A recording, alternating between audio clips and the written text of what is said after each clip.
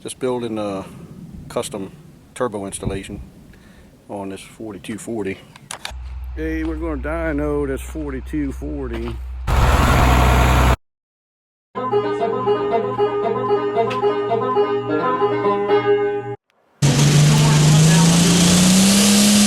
Hey boys, here at Grimes Engineering. We're just building a custom turbo installation on this 4240.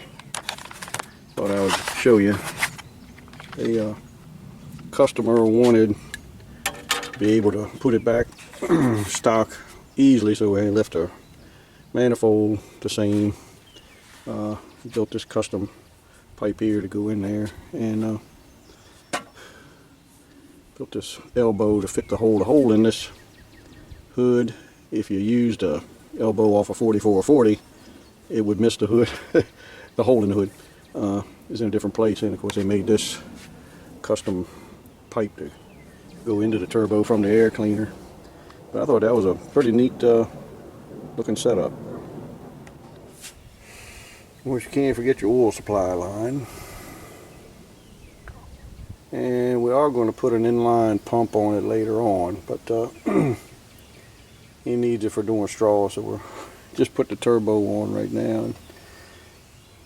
I'm going to keep the rotary pump on for right now.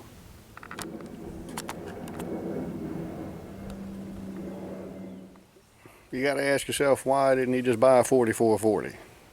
Well, when he was a kid, his dad had a 4240, and that's what he wanted, was a 4240. And his dad had a 4240 with a M&W turbo kit on it. But he wanted something better than an M&W kit. So there you go. Sentimental fella. Okay, we're going to dyno this 4240 without turning up the fuel or anything. Just with the addition of the turbo on there, just to see what it puts out. I guess we'll probably turn up the fuel.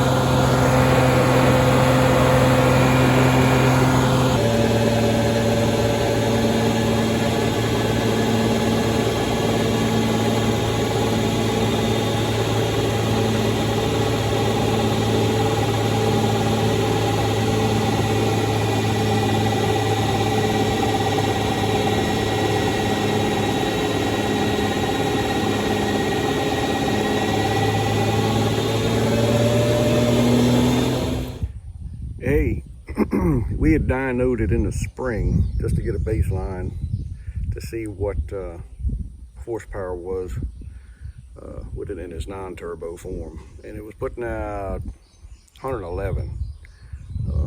I guess it was about between 65 and 70 degrees air temperature.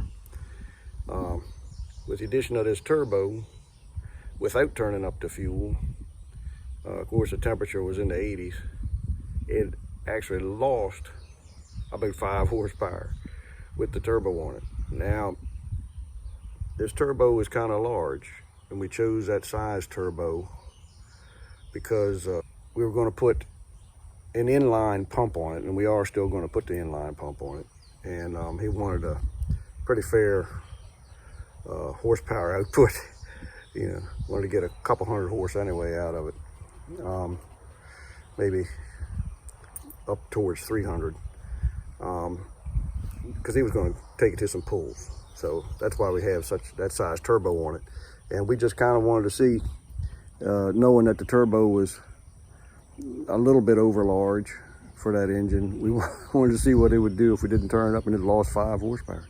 Anyhow, we turned up the pump as much as it could go. Unfortunately, we had some memory card or battery issues or something with our video, so we didn't get that on there. But when we turned the fuel all the way up, it was putting out I don't know, 137, 138, somewhere around in there.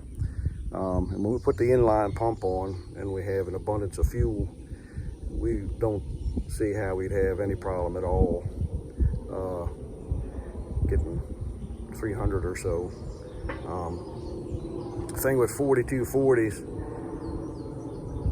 they have pretty small injector tips in there to atomize the fuel real good, and it runs good naturally aspirated, but you can't get a lot of fuel out of it. So when we put the inline pump on, we're also changing injectors.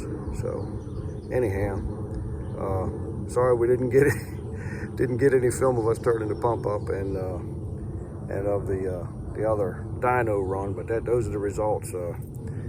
Without turning the fuel up with that turbo on it, it was putting out like 5 horsepower less, like 107 horsepower, 106, 107. When we turned it up, they gave us 30 more horsepower, the extra fuel. And we'll put up another video again when we put the inline pump on it, and we'll maybe blow some smoke, see what she's putting out.